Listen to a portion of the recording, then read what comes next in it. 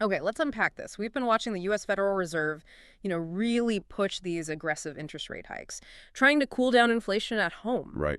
But while that makes the dollar look strong, our sources are showing it's causing, well, significant pain and instability pretty much everywhere else. That's exactly the starting point for this deep dive. I mean, when you see major economies like Japan really struggling with the yen or the euro dropping sharply, Yeah. and then you have developing nations, Sri Lanka being a key example, facing total economic collapse, you're seeing the real external cost of U.S. domestic policy. It's a symptom, then, of this dollar hegemony idea. Precisely. That's the term. Okay, so let's get a really clear definition of that right away, because dollar hegemony can sound a bit academic, but it obviously has huge real-world effects. It absolutely does. Simply put, dollar hegemony is the U.S. using the dollar status as the world's main currency. Well, using it for its own self-interest, its own economic advantage. Often without really thinking about the impact elsewhere. Often without much regard for stability in other countries, yeah. Yeah. And our sources point to a specific toolkit the U.S. uses here. Okay. First, there's creating currency dependency. This basically forces other nations to give up some control over their own money, their own sovereignty. Right. And second, and this may be more dangerous, is what they call destructive systemic exclusion. That's weaponizing the currency. Like freezing assets. Yeah. Or kicking countries out of payment systems. Exactly. We saw that happen very dramatically with Russia recently. Which really sets the stage for what we want to do today. We need to unpack the history, the current crises, and, where this dollar dominance might be heading. Focusing on those historical parallels, the pushback that's growing globally, and the rise of actual alternatives. Got it. And to really get where we're going, you first have to understand the system's core instability, which starts with a crisis of credit and trust. Credit and trust. So the fundamental problem is that trust is breaking down. That's the heart of it. Trust has been seriously eroded. So how exactly was the action against Russia freezing their reserves? How is that different from, say, past sanctions against Iran or Venezuela? What made it such a precedent? Well, the scale, for one, and just the nature of the action. It felt unprecedented. The U.S. and its allies basically threw out the principle of sacred private property. Okay. When they froze Russia's national foreign reserves in gold, this wasn't just targeting individuals, oligarchs, Yeah. This was seizing the actual assets of a major country. Right, the state's own savings. Exactly. And by doing that, the message sent to every single central bank worldwide, including allies, was stark. Your reserves, your national savings held in dollars or euros, they might not actually be safe within the Western system. That sounds like more than just a political maneuver. It feels like it hits the foundation of the financial system's rules. It really does. And the analysis we looked at points to a historical echo. Oh. Yeah, our sources draw a pretty clear line to the decline of the British pound after World War II. Okay, how so? Britain had piled up enormous debt during the war. And eventually, international investors just lost faith. They didn't trust the currency's stability or the government's ability to manage it. And the dollar stepped in. And the USD eventually replaced the pound. So the lesson, sort of, is that losing creditworthiness, losing that trust, that's often the first big step towards losing reserve currency status. Okay, that connection between trust and reserve status, that leads us straight into the second big problem, the crisis of stability and debt. The U.S. debt figures you hear are just staggering. Our sources put it somewhere between, $10 trillion and $20 trillion? It almost doesn't sound real. Hard to wrap your head around, yeah. So how do the sources argue that this level of debt could actually be bankrupting, if not for the dollar's special status? Well, they look back at arguments made, especially after huge spending events were just added to the pile, like $1 trillion lost from 9/11, maybe $3 trillion from the wars in Iraq and Afghanistan, another $8 trillion from the global financial crisis. Just piling up. It's piling up. And the core argument is, look, without the dollar's unique position, which lets the U.S. export its inflation and borrow incredibly cheaply, that kind of debt load would simply be unsustainable. It could mean default or something close to insolvency. Right. And this explains that weird effect we're seeing now, doesn't it? Where the dollar actually gets stronger during a global crisis. Yeah, it's counterintuitive. But it only does that by, as the sources say, transferring the crisis onto other economies. Precisely. If there's global chaos, capital floods into the dollar because it's seen as the safe haven. Okay.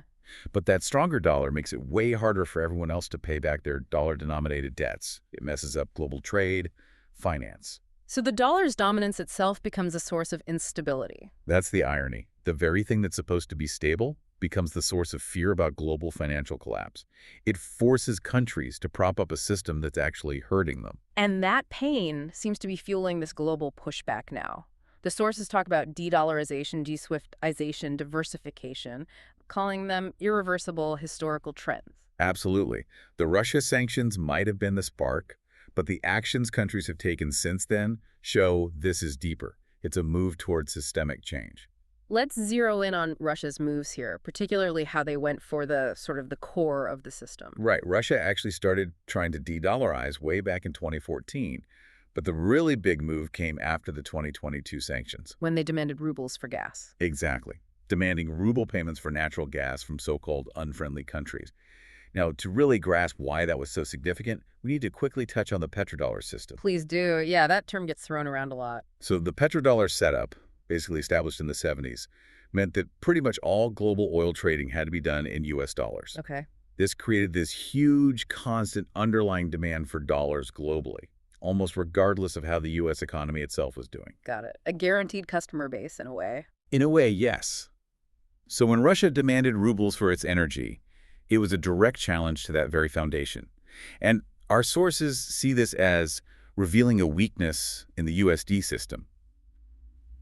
It looks strong outside, but maybe it's weak inside. And Russia isn't acting alone here, are they? Which other countries are moving away from the dollar? No, it's definitely a trend. You see it across different regions. Iran, for instance, officially dropped the USD for clearing its trade back in 2018. Okay. Same year, Turkey announced it would use local currencies for trade, with partners like Russia, China, Iran, Ukraine. And maybe most tellingly, Saudi Arabia, a key player in setting up the petrodollar, publicly threatened to stop using dollars for oil sales back in 2019. Wow, Saudi Arabia is saying that is huge. It's a major signal, yes. Is it just governments making these noises, or are financial institutions noticing too? Did, like, Wall Street warn about this? Oh, they certainly did. The analysis we reviewed, including the Goldman Sachs report, pointed out pretty quickly that the U.S. sanctions on Russia were setting off chain reaction. Accelerating de-dollarization. It's exactly accelerating it and pushing financial transactions completely outside of U.S. control or oversight. The message from Wall Street seemed to be, if the U.S. is going to use the financial system this aggressively for its own geopolitical goals, then the rest of the world will just build something else. Precisely. The global market will simply find ways around it, build parallel systems. Which sets us up nicely for the next section, emerging alternatives and the digital frontier. We're seeing collective action, especially from the BRICS nations, right? Indeed. The BRICS countries, Brazil, Russia, India, China, South Africa, and now others, they're actively working on alternative ways to settle international payments right now. Okay. And maybe more ambitiously, they're researching the idea of a new international reserve currency, something based on a basket of their own currencies. Like a structural alternative to the whole post-WWII setup. That seems to be the goal, yes. An institutional challenge to the Bretton Woods system. And beyond these big group initiatives, we're seeing concrete deals being done outside the dollar, too. I think there was an example with coal. That's right, yeah. There was a widely reported instance where India's largest cement maker paid for a big shipment of Russian coal, 157,000 tons, using Chinese renminbi, the RMB. Okay, RMB, not rupees or rubles. Correct. Now, in the grand scheme of things, it was a relatively small transaction, but it got huge media attention because of the demonstration effect. Showing it can be done. Exactly. It proved that major commodity trades can happen quickly and efficiently, completely outside the dollar system. And underpinning all this potential for the RMB is China's sheer economic size. The source is listed as, the largest economy by PPP, biggest trading nation. Largest by purchasing power parity, largest trader, most complete manufacturing base globally. Yeah. That existing economic weight is crucial. So that economic foundation now meets this new technological wave, sovereign digital currencies, or CBDCs. This creates a kind of dual challenge. That's a good way to put it. A dual challenge, the crisis of trust we talked about, plus this technological transformation from CBDCs. We hear CBDC a lot. Let's talk tech for a second. How do these digital currencies actually let countries bypass the dollar system? Okay, this is really key. The current system often relies on clearing banks, many based in New York, to finalize dollar trades. That gives the U.S. a lot of visibility and control. Right. CBDCs, often built using things like blockchain or advanced data tech, offer a fundamentally new technical path. They allow countries to create entirely new networks for clearing and settling payments. Instantly, and outside U.S. view. Potentially instant, yes. Hmm. And critically, they can operate completely outside the existing SWIFT messaging system and the U.S.-centric clearing banks. It's like building a new set of financial plumbing. A technical fix for a geopolitical problem? Essentially, yes. So what does this mean for the future? What's the predicted financial landscape look like? Well, the sources we looked at predict a period of really intense competition, but not necessarily leading to one single currency replacing the dollar. Instead, we might see multiple coexisting digital currency zones. Think regional blocks, maybe anchored by the digital yuan or a digital euro or others. A truly multipolar financial world. Okay, a fragmented but possibly more balanced system. Given that, let's look at the path forward and remaining challenges. How is China specifically trying to position the RMB in this new game? China seems to be moving on several fronts at once. They're pushing hard to accelerate cross-border payments using RMB, especially in areas like e-commerce. They're promoting the digital RMB, the ECNY. And crucially, they're speeding up the development of CIPS. CIPS, can you quickly remind us what that is and how it's different from SWIFT? Sure. CIPS stands for the Cross-Border Interbank Payment System. It's China's own alternative to SWIFT.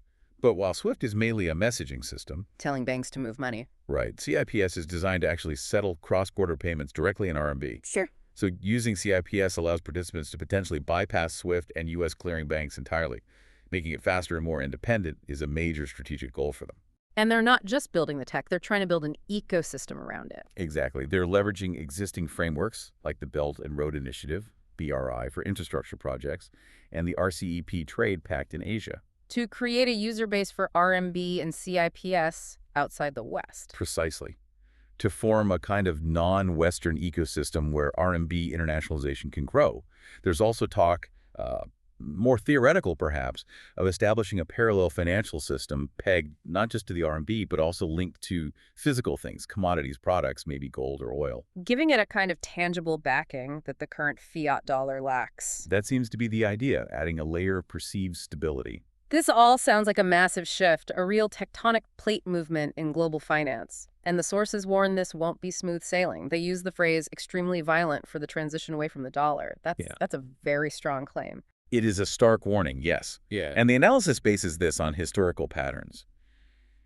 The argument isn't necessarily predicting immediate war, but saying that these transitions away from a dominant power's currency are historically not peaceful. Okay. They tend to be turbulent, messy, and carry the risk of major structural damage to the global order. The sources specifically point to past transitions in financial and military power that coincided with, well, world wars. So, like, the shift from Britain to the U.S. around World War I and II, that kind of a massive system-altering upheaval. That's the parallel they draw. The argument is that when a dominant power feels its grip slipping financially or militarily, the risk of conflict rises dramatically as it might try to maintain control or lash out. Because the rules of the game are fundamentally changing. Right. Everything feels up for grabs. Which means, for countries like China aiming to increase their currency's role, the absolute priority has to be maintaining their own stability, independent monetary policy, steady economic growth. That's how they can hope to navigate the potential chaos. Wow. Okay, this has been a really sobering deep dive. The main takeaway seems incredibly clear. The U.S. dollar is facing this unprecedented double whammy. A crisis of credit and confidence, partly self-inflicted, happening at the exact same time as this huge technological disruption from digital currencies and alternative payment systems. That sums it up well, and it leads to this final, really high-stakes question the sources pose. Which is? What happens if the U.S., feeling cornered by this erosion, decides to go for broke? Tries the ultimate strike, like cutting China off from SWIFT entirely, or seizing trillions in assets. A nuclear option, financially speaking. Basically, yes. But the analysis suggests that such a move, especially against an economy the size of China's, would likely backfire catastrophically. It could cause massive self-harm, extremely severe losses for the U.S. itself. So the potential damage limits their options. It forces a very careful calculation. In this emerging multipolar world, maybe brute financial force isn't the trump card it once was. Confidence, stability, predictability, those might be the qualities that actually anchor the future global economy.